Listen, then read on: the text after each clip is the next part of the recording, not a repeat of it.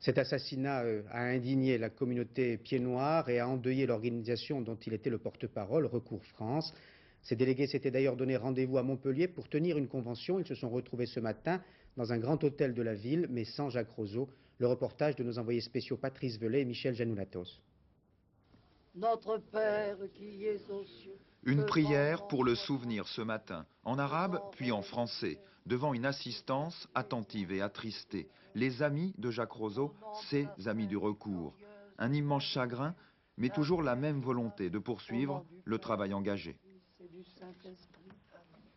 Notre action ne s'arrêtera pas. C'est une action qui est engagée, elle a des objectifs qui sont très nets, la réhabilitation du droit, de la justice pour une communauté qui a trop attendu. Et ceci nous conforte encore davantage dans la volonté d'arriver et d'aboutir. Nicole Mariello, la plus émue de tous. Elle était dans la voiture de Jacques Roseau hier soir. Avec lui, elle avait préparé cette convention, défini des orientations nouvelles pour le mouvement. La mémoire y tenait la meilleure place. Tous le disent, le recours a perdu sa voix. On a voulu éliminer Rousseau pour nous déséquilibrer, mais on ne pourra pas nous déséquilibrer dans les pieds. Au contraire, on sera de plus en plus attachés à notre combat.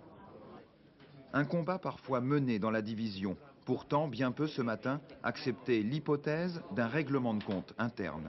Il faut savoir que même s'il y a de la concurrence entre les organisations, nous sommes tous très liés parce que nous sommes solidaires et nous appartenons tous, nous avons tous vécu le même exil et que par-delà certaines dissensions, nous sommes très liés les uns aux autres.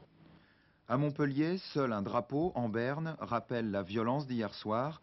Une messe sera célébrée mardi dans une église du centre-ville à l'occasion de l'enterrement de Jacques Roseau.